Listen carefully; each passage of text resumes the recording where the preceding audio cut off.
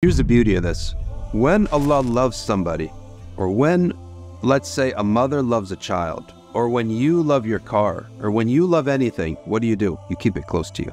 You keep it real close. You guard it. You cover it. You put a garage door in front. You lock it. You make sure there are barriers between it and getting harmed.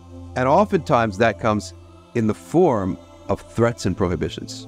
You tell your kid, don't go out at night so he doesn't get hurt. Don't go down the steps so he doesn't fall. Don't do this. All those prohibitions, if you do this, you're going to get in big trouble. All those prohibitions and threats are in fact doors, protections of something that you love.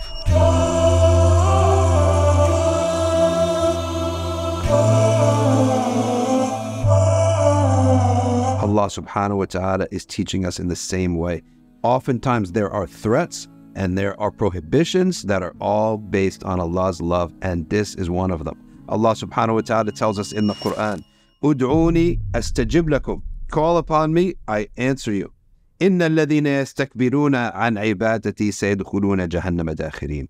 Which means, verily those who are too arrogant to worship me, they will enter hellfire humiliated.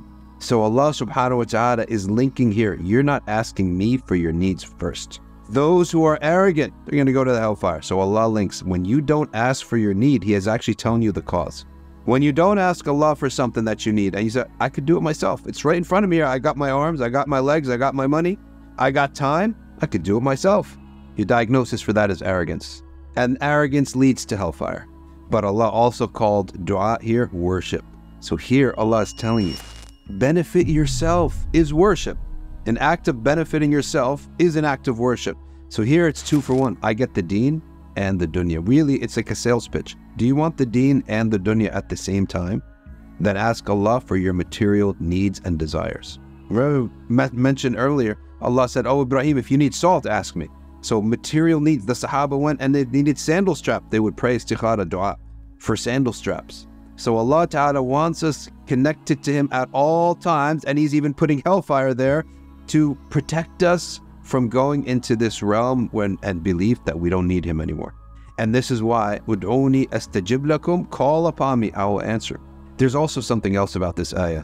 One of the Salihin, he said, people go and they ask other human beings because they see those other human beings right in front of them, whereas Allah is unseen to us. It's much easier to ask someone you see than someone you don't see. This is why Allah has to constantly say, come to me, rather than go to people. Now people, if you look carefully at them, they have limited time, limited access, limited ability. They get frustrated with you. Why do they get frustrated with us? Because we're asking them too much. Why are we asking them too much? Because they're weak. So one of the Salihin is saying, look at the weakness of the person that you're asking, and look at how quickly he's going to be fed up with you from asking once, twice, 3 times.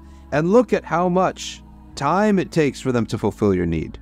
Whereas in contrast, you have this verse, Allah subhanahu wa ta'ala is not only telling you to come to Him, He's commanding you to come to Him, and He's threatening you for not coming to Him. Because He's the one who is ahead for this, meaning He's the one who's capable of doing this, and He's the one who never tires from giving and never runs out of things to give. So why would we go to the creation when we could go to Allah? And what this means is believing in who is the absolute giver. The absolute giver is Allah. People, we may need to go to them only because this is the way of life. That's it.